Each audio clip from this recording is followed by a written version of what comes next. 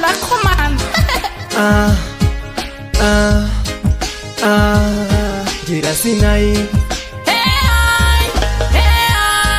Rosie on the mic. Usazondichita amai mwana. Animbo kuchita ba mwana. Usazondichita amai mwana. Animbo kuchita ba mwana. Usazondichita amai mwana. Animbo kuchita ba mwana. Usazondichita amai mwana. Animbo kuchita ba mwana. Ndakakuda uri wani, akutora ndotangidza mawani.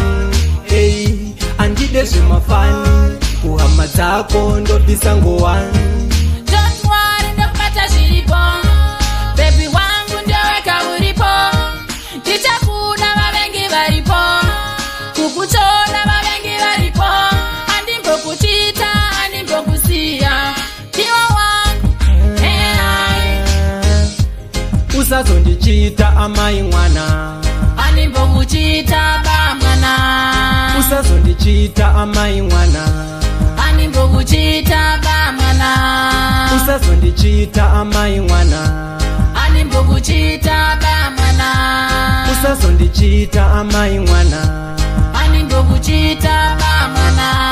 Chinzwa Rospi, rudo rwedu ndaisa respi. Handitorwe naMolin, ndinokuda bvunza Pauline.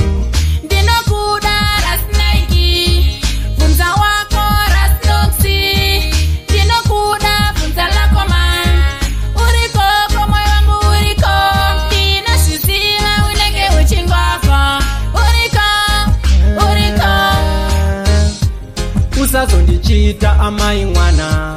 Andimbo kuchita ba mwana. Usazondichita amai mwana. Andimbo kuchita ba mwana. Usazondichita amai mwana.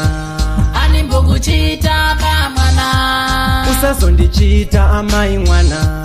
Andimbo kuchita ba mwana. Ndakakuda uri wani, akutora ndotangidza mawani. Hey, andide zvemafani, kuhama dzako ndobvisa ngowani. Don't worry, ndokubata zviripo. Baby wangu ndoweka uripo. Ndichakuda vavengi varipo. Kukutora vavengi varipo. Andimbo kuchita, andimbo kusiya. Ndiwa wangu, hey. Usazondichita amai mwana.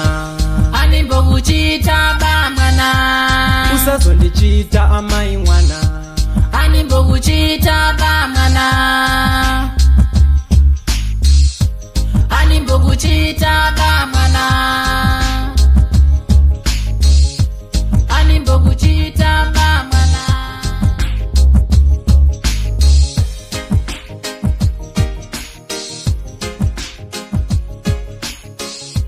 La commande.